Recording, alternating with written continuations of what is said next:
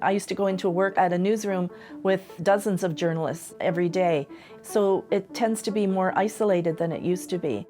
Being a journalist today means you also have a variety of new ways to generate stories. One of those is looking to data to give you ideas for stories and being able to mine it.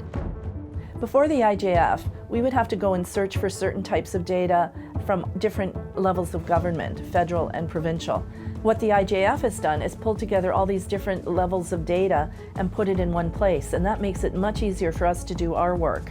Well, if I think of democracy as the human body, I think that data is like the blood that runs through the human body. We can take it, we can analyze it, we can find out what's working, we can find out what's not working, and these are all clues that we can use to tell stories. IJF is a great example of how journalism is changing and how people are innovating.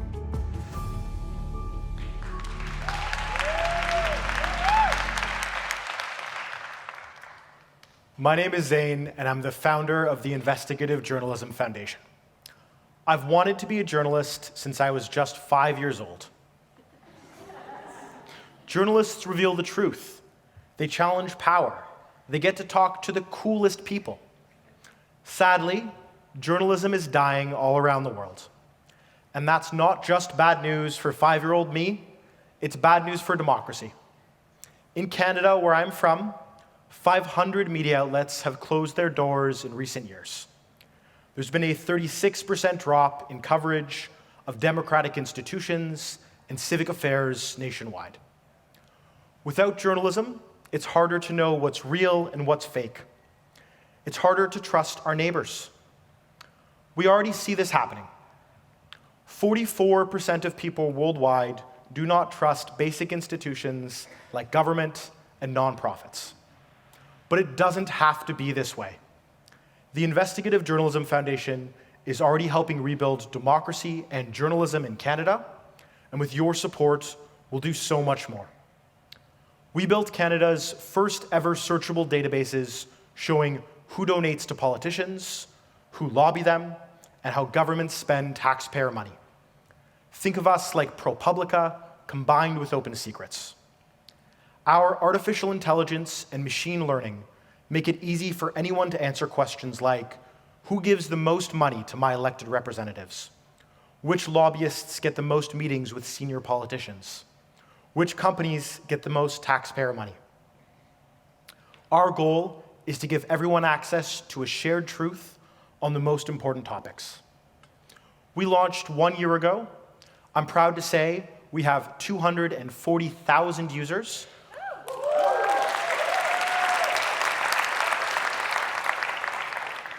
We've gotten positive media coverage from places like Politico and Harvard University's Nieman Lab, and we've raised $4 million from visionary supporters like BlackBerry founder Jim Balsillie and Shopify early investor John Ruffalo.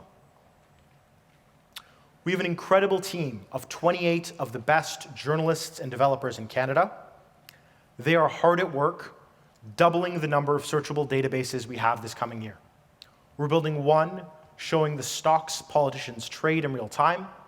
We're building another showing the names of everyone appointed to be a judge or ambassador. It's very possible that come November, many of you will be seeking Canadian citizenship.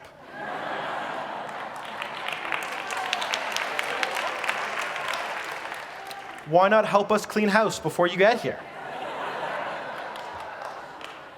On a more serious note, democracy and journalism are in trouble all around the world. But our tech takes stories that used to take journalists months or even years and makes them possible in just minutes. We've proved our model works over the past year. Now we're looking for support from donors who share our vision of stronger democracy through public interest data and journalism. I hope you'll join us.